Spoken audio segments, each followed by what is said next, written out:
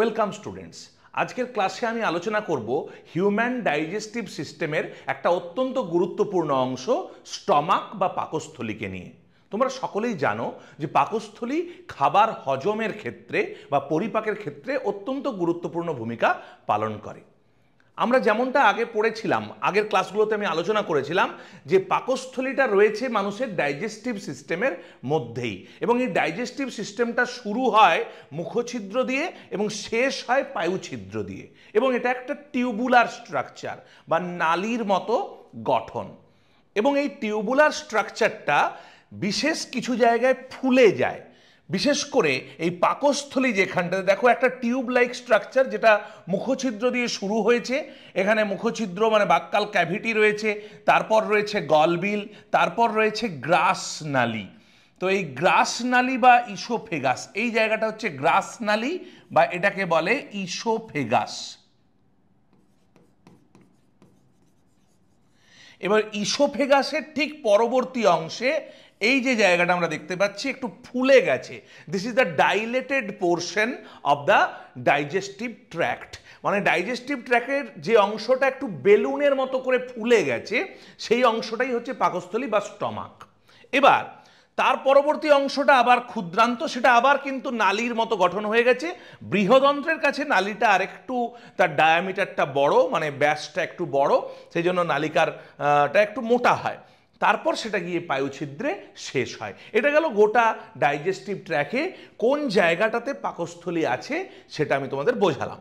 এবার যদি আমরা ইন্ডিভিজুয়ালি একটু দেখি, দেখো এইটা তার মানে এই যে নালীটা আসছে এই ছবিটাতে, তাতে এটা হচ্ছে গ্রাস নালী বা আমরা যাকে ইংলিশে বলেছিলাম ইসোফেগাস, এবং তারপরেই দেখো এই যে ব্লাডারের মতো বা বেলুনের মতো ফুলে গেছে যে অংশটা, তাকেই আমরা বলবো স্টমাক বা পাকস্থলী। এবার পাকস্থলী শুরু হচ্ছে এরকম জায়গা থেকে, শেষ হচ্ছে আবার এরকম জায়গাতে। তাহলে এই যে total balloon like structure, this is called as stomach. এবার এই স্টমাকটার অনেকগুলো অংশ, কোন জায়গায় কি আছে আমি পরপর একটু বলি। দেখো এটা পাকস্থলীটাকে আমরা যদি একটু লম্বচ্ছেদে কাটি, লম্বালম্বি কাটি, তাহলে ভেতরে এইরকম একটা গঠন দেখতে পাওয়া যাবে। তাহলে যেখানে ঠিক গ্রাস নালীটা এসে শেষ হচ্ছে এই রকম জায়গায়, এইখানে কিন্তু একটা স্ফিংটার থাকবে, এবং যেখানে পাকস্থলী শেষ হচ্ছে সেখানেও কিন্তু একটা স্ফিংটার থাকবে। তাহলে দুদিকে দুটো স্ফিংটার থাকবে। আগে আমি দেখে নিই যে পাকস্থলীর কটা অংশ, তারপর আমি স্ফিংটারগুলোর নামটা বলছি, তাহলে একটু বুঝতেও সুবিধা হবে। এবার পাকস্থলীর যে শুরুর অংশ, আমি যদি এরকম একটু ড্যাশ ড্যাশ দিয়ে জায়গাগুলোকে চিহ্নিত করি, তাহলে পাকস্থলীর এই যে শুরুর অংশ, এই অংশটাকে বলে কার্ডিয়াক অংশ।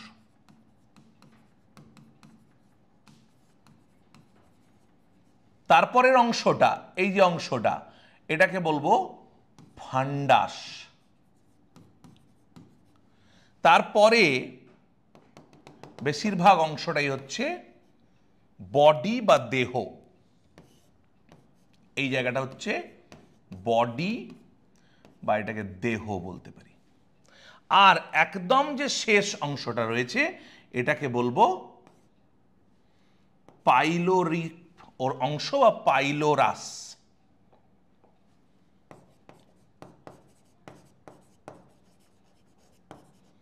পাইলোরিক অংশ বা অনেক সময় একে পাইলোরাসও বলে।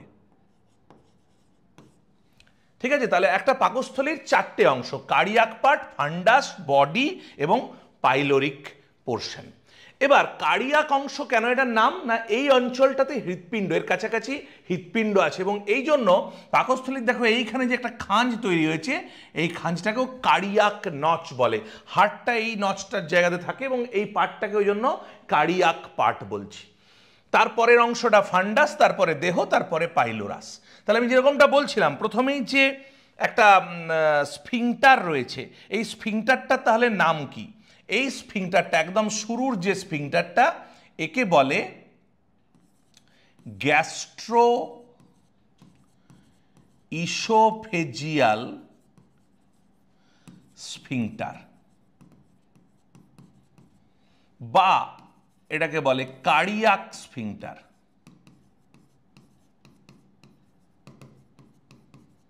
Cardiac sphincter. দেখো কার্ডিয়াক স্ফিংটার কেন বলছে বুঝতেই পারছো, কার্ডিয়াক অংশে জাস্ট গ্রাসনালী থেকে এসে যখন পাকস্থলীতে খাবার ঢুকবে এখানে স্ফিংটারটা রয়েছে, তাহলে কার্ডিয়াক অংশে যেহেতু রয়েছে তাহলে একে বলছে কার্ডিয়াক স্ফিংটার।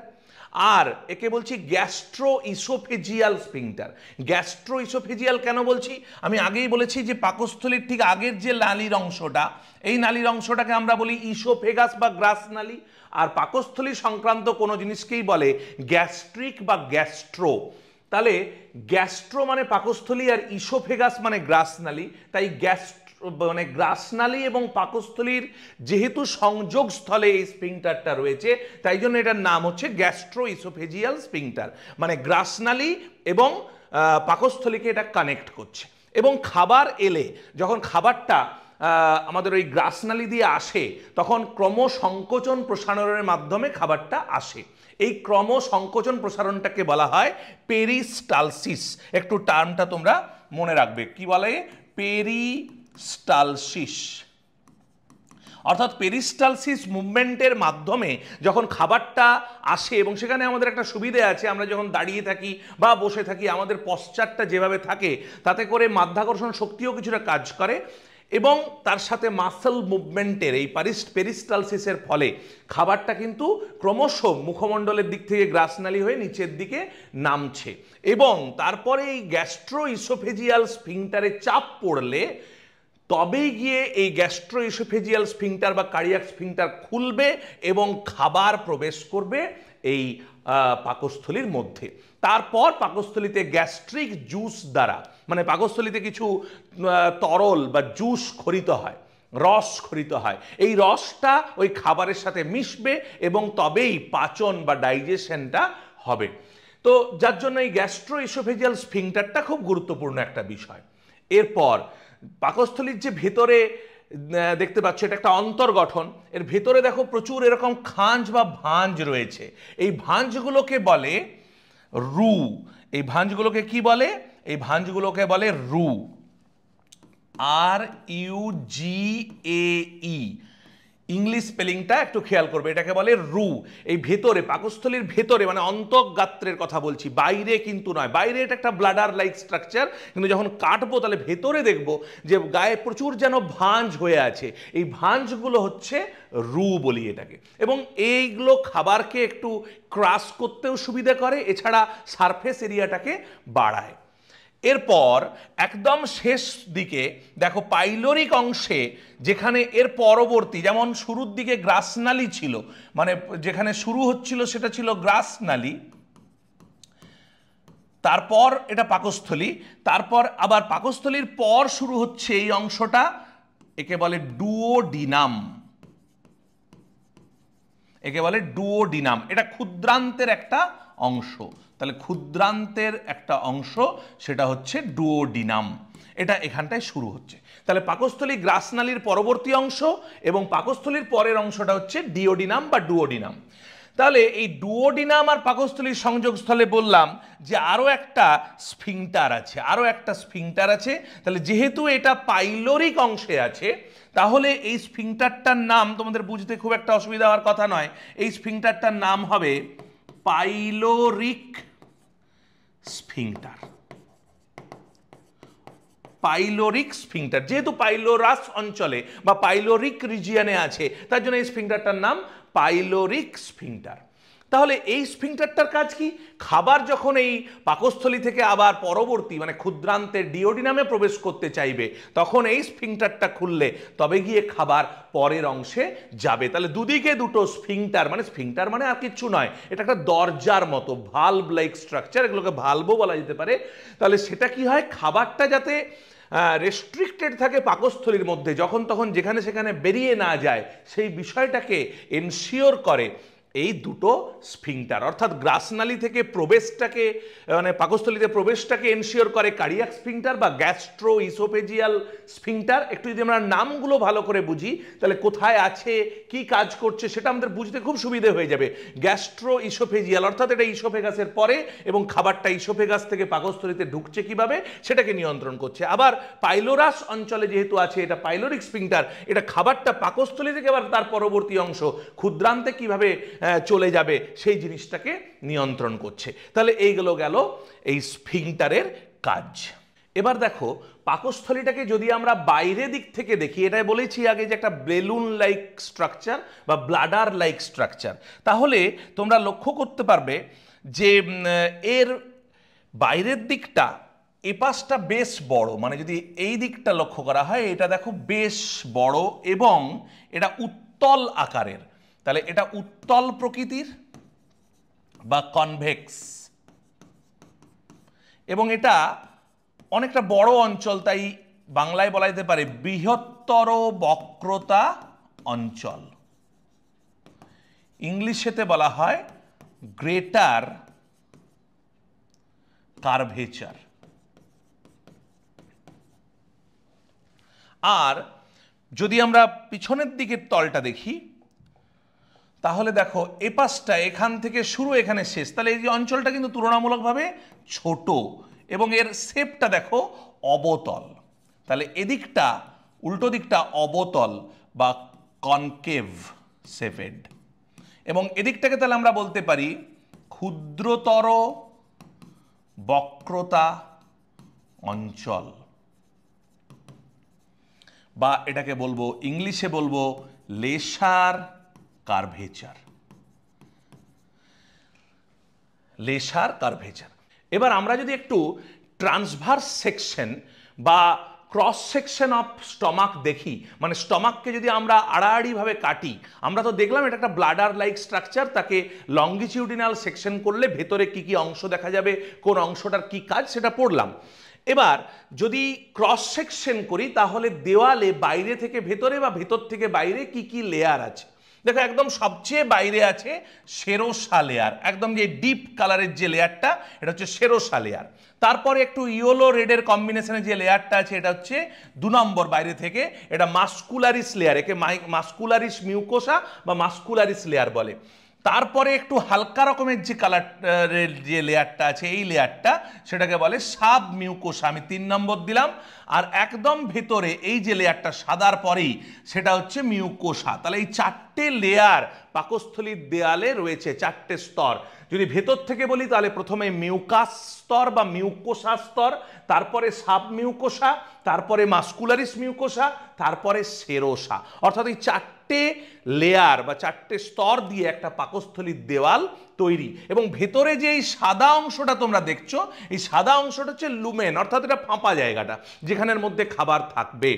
এবং মনে রাখতে হবে যে ভেতরে যে সবচেয়ে ভেতরে যে মিউকাস লেয়ারটা আছে বা মিউকোসা লেয়ারটা আছে এটা খুব হার্ড লেয়ার, এটা হার্ড প্রোটেক্টিভ লেয়ার, খুব শক্ত পর্দা, এবং কোনো ধরনের অ্যাসিডিক মাধ্যমে এটা নষ্ট হয় না, এবং সেজন্যই মূলত থাকে এই লেয়ারটাতে। ধরো পাকস্থলীতে প্রচুর অ্যাসিড সিক্রেশন হয়, মানে পাকস্থলীতে HCl সিক্রেশন হয়, যার জন্য এই HCl যাতে ক্ষতি না করতে পারে, অ্যাসিড যাতে ক্ষতি না করতে পারে। দেখো একটা কথা আমাদের অনেকেরই মাথায় আসে যে পাকস্থলীতে তো অন্য খাবার হজম হয়, মাংস খাচ্ছ হজম হয়ে যাচ্ছে, কিন্তু পাকস্থলী নিজেও তো একটা মাংস, তাহলে পাকস্থলী নিজে কেন হজম হচ্ছে না, নিজেই কেন পরিপাক হচ্ছে? তুমি ধরো খালি পেটে আছো, দীর্ঘক্ষণ খালি পেটে থাকলে তো তোমার নিজের পাকস্থলীকেই শরীর খেয়ে নিত।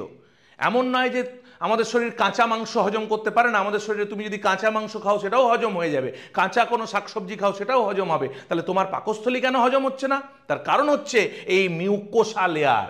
কারণ এই মিউকোসা লেয়ার এমন একটা শক্ত পর্দা, এর উপর কোনো উৎসেচক, কোনো অ্যাসিড কাজ করতে পারে না, এটা হার্ড প্রোটেক্টিভ লেয়ার। এবার এই লেয়ারটা ক্ষতিগ্রস্ত তখনই হতে পারে যদি আমরা প্রচণ্ড অনিয়ম করি, আমরা বেশি সময় খালি পেটে থাকি, আমরা যদি মানে কোনো খাবারের নির্দিষ্ট সময় মেনটেন না করি, যখন তখন খাবার দাবার খাই, তাহলে দীর্ঘক্ষণ খালি পেটে থাকলে তারপর আবার খেলে যদি খাবারের একটা মোটামুটিভাবে রুটিন মেনটেন না হয়, তাহলে অনেক সময় এই মিউকাস লেয়ার ক্ষতিগ্রস্ত হতে পারে। কারণ বারবার অ্যাসিড পড়ে মিউকাস লেয়ারটা অনেক সময় ক্ষতিগ্রস্ত হয়, এবং তাতে মিউকাস লেয়ারটা ক্ষতিগ্রস্ত হলে আলসার সৃষ্টি হয়, আলসার বা ক্ষত সৃষ্টি হয়। এইটা কিন্তু মানে এই গ্যাস্ট্রিক আলসার এটা কিন্তু খুব খারাপ জিনিস, কারণ এই ক্ষত তৈরি হলে কি হবে, ওই জায়গাটাতে মাংস বেরিয়ে পড়বে, এবং সেখানে তোমার যে নিজের HCl এবং উৎসেচক সেইগুলো কিন্তু ওই আলসারকে, মানে ওই অংশের মাংসপেশিকে ডাইজেস্ট করতে চেষ্টা করবে, ফলে খালি পেটে থাকলে আলসার পেশেন্টদের প্রচণ্ড পেটে যন্ত্রণা হবে, তীব্র পেটে ব্যথা হবে এবং এটা পরবর্তীকালে আলসার থেকে ক্যান্সার পর্যন্ত সৃষ্টি হতে পারে।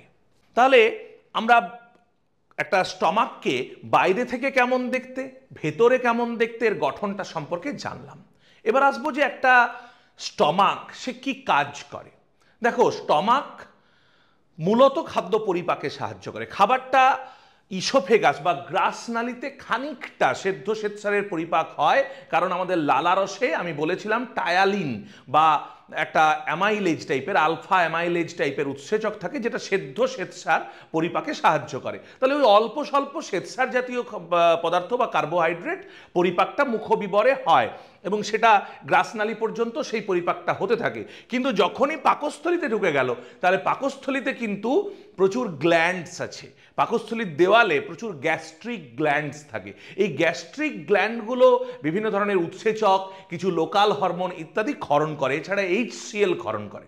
এবং পাকস্থলীর এই ভেতরের এনভায়রনমেন্টটা কিন্তু প্রচণ্ড অ্যাসিডিক, এখানে HCl সিক্রেশন হয়। এবার ওখানে ওই HCl এবং অন্যান্য যে গ্যাস্ট্রিক জুসের অংশগুলো, সেগুলো দ্বারা খাবার মেশে এবং খাবার পরিপাকে সুবিধা হয়। তবে একটা কথা বলে রাখি, আমরা অনেকেই ভাবি, আমাদেরকে যদি স্বাভাবিকভাবে প্রশ্ন করা হয় যে আমাদের খাদ্য কোথায় হজম হয়, আমরা সবাই বলি স্টমাক বা পাকস্থলী। কিন্তু একটা কথা মনে রাখবে, পাকস্থলী কিন্তু সব ধরনের খাদ্য পরিপাকের জন্য মোটেও ভালো নয়। পাকস্থলীতে মূলত প্রোটিন জাতীয় খাদ্য ভালো পরিপাক হয়, আর কিছুটা ফ্যাট পরিপাক হয়। শর্করা পরিপাকের জন্য প্রায় কোনো উৎসেচক নেই বললেই চলে। তাই পাকস্থলীকে আমি অনেক সময় বলি এটা একটা ওভার রেটেড অর্গ্যান। মানে মূলত কিন্তু খাদ্য পরিপাক, সব ধরনের খাবার পরিপাক, শর্করা, প্রোটিন, ফ্যাট, সব ধরনের খাবার পরিপাক এবং শোষণের বাকি কাজগুলো সব হয় ক্ষুদ্রান্তে। তাই যদি বলতে হয় ডাইজেশন এবং অ্যাবজর্পশনের সবচেয়ে গুরুত্বপূর্ণ জায়গা কোথায়, তাহলে হবে কিন্তু ক্ষুদ্রান্ত। কিন্তু আমরা বেশিরভাগ জন পাকস্থলীকেই পরিপাকের জন্য মূল অঙ্গ বলে ভাবি। এবার একটু দেখে নেওয়া যাক যে পাকস্থলী কি কি কাজ করে। আমি আগেই বলছিলাম যে পাকস্থলী খাবার হজমের ক্ষেত্রে গুরুত্বপূর্ণ ভূমিকা পালন করে। তো সেই জন্য প্রথম কাজ হচ্ছে এর খাদ্য সংগ্রহ করা, অর্থাৎ খাবারটা গ্রাসনালী থেকে পাকস্থলীতে নেওয়া এবং তাকে গ্যাস্ট্রিক জুস দিয়ে মিশিয়ে ফেলা। যত জুস আছে ভেতরে সেই রসটা দিয়ে মিশ্রিতকরণ করা, এবং মিশ্রিতকরণ করলে একটা তরল সহ একটা খাদ্য মণ্ড তৈরি হয়, সেটাকে বলে কাইম। এমনিতে একটা কথা বলে রাখি যে মুখবিবরে আমরা যখন খাবার নিই, খাবারটা লালারস দিয়ে মিশিয়ে এবং চিবিয়ে আমরা একটা খাদ্যমণ্ড মুখবিবরেই তৈরি করি। সেই খাদ্যমণ্ডটাকে বলে বোলাস। কি বলে? আমরা মুখবিবরে যেটা তৈরি হয় সেটাকে বলে বোলাস। এটা মুখবিবরে অবশ্যই। এবার মুখবিবরের যে লালা মিশ্রিত খাদ্যমণ্ড সেটা হলো বোলাস, এবং সেটাই যখন গ্যাস্ট্রিক জুস দিয়ে পাকস্থলীতে মিশ্রিত হয়ে গেল তখন সেটারই নাম হয়ে গেল কাইম। ওকে, এই কাইমটা যখনই তৈরি হয়ে গেল তখন খাবার হজম করতে আমাদের খুব সুবিধে হয়। এবার গ্যাস্ট্রিক গ্ল্যান্ড থেকে আমি আগেই বলছিলাম যে উৎসেচক ক্ষরণ হয় এবং উৎসেচকগুলো সক্রিয়করণ হয়। প্রচুর ধরনের উৎসেচক ক্ষরণ হয়, যেমন মূলত সেখানে পেপসিনোজেন ক্ষরণ হয়, প্রোরেনিন ক্ষরণ হয়, এগুলো হয়। এবং সেখানে HCl সিক্রেশন হয়, HCl ক্ষরণ হয়। এই HCl কিন্তু এই উৎসেচকগুলোকে সক্রিয়করণে সাহায্য করে। আমি একটা এক্সাম্পল দিয়ে তোমাদের একটু দেখাই। যেমন একটা গুরুত্বপূর্ণ পাকস্থলীর উৎসেচক হচ্ছে পেপসিনোজেন। পেপসিনোজেন এটা কিন্তু নিষ্ক্রিয় একটা উৎসেচক, মানে ইনঅ্যাক্টিভ। এটা যখন ক্ষরিত হয় তখন কিন্তু পেপসিনোজেন হিসাবে ক্ষরিত হয়, এবং এটা ওই HCl এর দ্বারা তৈরি হয় পেপসিন, এবং সেটা কিন্তু অ্যাক্টিভ বা সক্রিয়। তাহলে সক্রিয় কিন্তু প্রথমে থাকে না, সক্রিয়করণ করতে হয়। সেই সক্রিয়করণটা কে করে বললাম? এই সক্রিয়করণটাতে সাহায্য করে HCl। খুব ভালো করে মনে রাখতে হবে। এবং এরকমভাবে একইভাবে প্রোরেনিন থেকে রেনিন ইত্যাদি তৈরি হয়। তাহলে HCl ক্ষরণ হয় এবং HCl এই কাজটা করে। এবং যেহেতু HCl ক্ষরণ হয় সেই জন্য পাকস্থলী রসের pH কিন্তু সবসময় মনে রাখবে অ্যাসিডিক। পাকস্থলী রসের pH অলওয়েজ অ্যাসিডিক, এবং সেটা প্রায় 1 থেকে 3.5। মানে অ্যাসিডিক রেঞ্জের পিএইচ হয়, যার ফলে খাবার পরিপাকে সেখানে সুবিধা হয়। এবং এখানে মূলত যে খাবার পরিপাক হয় আমি আগেই বলছিলাম যে এখানে কার্বোহাইড্রেট জাতীয় খাদ্য প্রায় পরিপাক হয় না বললেই চলে। এখানে মূলত প্রোটিন পরিপাক হয়, কারণ এই পেপসিন হচ্ছে প্রোটিন পরিপাকের সহায়ককারী উৎসেচক। এবং এখানে গ্যাস্ট্রিক লাইপেজ খরিত হয়, যেটা জলে দ্রাব্য ফ্যাটকে পরিপাক করতে পারে। তাহলে প্রোটিন এবং অল্প বিস্তর ফ্যাটকে পরিপাক করে, কিন্তু কার্বোহাইড্রেট পরিপাকে তেমন কোনো ভূমিকা পাকস্থলীর নেই। এছাড়া কিছু লোকাল হরমোন ক্ষরণ হয়, যেমন গ্যাস্ট্রিন। গ্যাস্ট্রিন একটা লোকাল হরমোন, যেটা জি সেল বলে পাকস্থলীর ওই দেওয়ালে সেল বা কোষ থাকে, তারা এটা করে। আর কিছু অ্যালকোহল, অ্যাসপিরিন জাতীয় ওষুধ এখানে শোষিত হয়, পাকস্থলীর গা থেকেই শোষিত হয় এবং সেটা শরীরে পৌঁছায়। তাহলে এগুলো গেল পাকস্থলীর কাজ।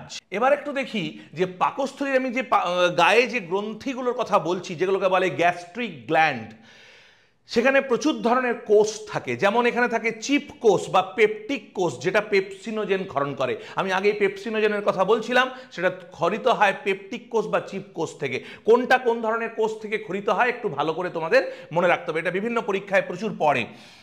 HCl এবং ক্যাসেলস ইন্ট্রিনসিক ফ্যাক্টর এগুলো ক্ষরিত হয় প্যারাইটাল কোষ বা অক্সিনটিক কোষ থেকে। মিউকাস নেক সেল বলে এক ধরনের কোষ আছে, বা এটাকে বলে ইসথমাস কোষ, এটা মিউকাস ক্ষরণ করে।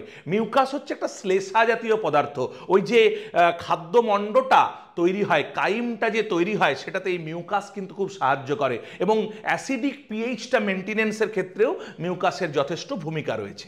এছাড়া রয়েছে জি কোষ, নাম থেকেই বুঝতে পারছো এই গ্যাস্ট্রিন নামক লোকাল হরমোন ক্ষরণ করে। এবং এই গ্যাস্ট্রিন লোকাল হরমোনটা খুবই ইম্পর্টেন্ট, কারণ এই গ্যাস্ট্রিন ক্ষরণ করে এ আবার গ্যাস্ট্রিক জুস ক্ষরণে উদ্দীপিত করে। গ্যাস্ট্রিক জুস ক্ষরণ বৃদ্ধি করা হচ্ছে এর কাজ। তাহলে গ্যাস্ট্রিক জুসকে ক্ষরণটাকে বাড়ানো হলো এর কাজ। ডি কোষ বলে আরেক ধরনের কোষ আছে, এ সোমাস্টোস্ট্যাটিন ক্ষরণ করে। অ্যাপার্ড কোষ বলে আরেক ধরনের কোষ আছে, এ amino precursor uptake and decarboxylation cell, এরাও বেশ কিছু ফ্যাক্টর সিক্রেশন করে। মাস্ট কোষ বলে এক ধরনের কোষ আছে, হিস্টামিন ক্ষরণ করে। আর্জেন্টাফিন কোষ বলে এক ধরনের কোষ আছে, এরা সেরোটোনিন ক্ষরণ করে। নিচের কোষগুলো অত খুব গুরুত্বপূর্ণ নয়, তবে চিপ কোষ, প্যারাইটাল কোষ, মিউকাস কোষ, জি কোষ, অর্থাৎ চিপ কোষ বা পেপটিক কোষ পেপসিনোজেন ক্ষরণ করছে, অক্সিনটিক কোষ সে HCl ক্ষরণ করছে, এবং ক্যাসেলস ইন্ট্রিনসিক ফ্যাক্টর ক্ষরণ করছে। খুব ইম্পর্টেন্টলি মনে রাখতে হবে পেপসিনোজেন এবং HCl এর কথা। আর মিউকাস নামেই আছে, ওটা মিউকাস নেক সেল, তাহলে মিউকাসই ক্ষরণ করে। ইসথমাস কোষ মিউকাস ক্ষরণ করে, এটা মনে রাখতে খুব একটা অসুবিধার কথা না। এবং গ্যাস্ট্রিনের ক্ষেত্রেও নামের সাথে মিল আছে, জি কোষ গ্যাস্ট্রিন ক্ষরণ করে, এবং গ্যাস্ট্রিক জুস ক্ষরণটাকে বাড়ানো হচ্ছে এর অন্যতম প্রধান কাজ। এবার আমরা যদি একটু ছবিতে দেখি, পাকস্থলীর দেওয়ালে এই ধরনের যে কোষগুলো থাকে, এই প্রত্যেকটা কোষ এখান থেকে চেনা যাচ্ছে। যেমন এই যে কোষগুলো, এগুলোকে বলে মিউকাস নেক সেল, মিউকাস কোষ, সারফেস মিউকাস কোষ। এগুলো আমি যেগুলো পিঙ্ক কালার দিয়ে চিহ্নিত করলাম সেগুলো হলো মিউকাস কোষ। এবার দেখো এই যে একটু যে কোষগুলো গায়ে এরকম টাইপের কোষগুলো দেখতে হয়, আমি গ্রিন কালার দিয়ে এখানে চিহ্নিত করছি, এগুলোকে বলে প্যারাইটাল কোষ। এবং প্যারাইটাল কোষ বা অক্সিনটিক কোষ এ কিন্তু HCl ক্ষরণ করে। তারা এই যে আমি যেগুলোকে গ্রিন দিয়ে চিহ্নিত করছি, এই কোষগুলো হচ্ছে প্যারাইটাল কোষ। যতগুলো আমি গ্রিন দিয়ে চিহ্নিত করেছি, এই সেলগুলো হচ্ছে প্যারাইটাল কোষ। আর চিপ কোষ কোনগুলো, আমি ব্লু পার্পল কালার দিয়ে করি, এই যে কোষগুলো এগুলো হচ্ছে চিপ সেল, যেটা মূলত পেপসিনোজেন ক্ষরণে, মানে এগুলোকেই বলে পেপটিক সেল। তাহলে এগুলো পেপসিনোজেন ক্ষরণে সাহায্য করে। এবং তোমাদের আগেই বলছিলাম যে পেপসিনোজেন এই চিপ সেল থেকে ক্ষরণ হয়, আর প্যারাইটাল কোষ থেকে বা অক্সিনটিক কোষ থেকে HCl ক্ষরণ হয়। দিলে পরে ওই পেপসিনোজেনকে অ্যাক্টিভেট করে পেপসিন তৈরি করে হচ্ছে HCl। এবং সেই পেপসিনটা মূলত প্রোটিন পরিপাকের ক্ষেত্রে খুব গুরুত্বপূর্ণ। আমাদের যত শরীরে প্রোটিন জাতীয় খাদ্য প্রবেশ করে, সেটা প্রথমে পেপসিনের দ্বারাই কিছুটা ডাইজেশন হয়, এবং তার পরবর্তী ডাইজেশনটা হয় গিয়ে ক্ষুদ্রান্তে।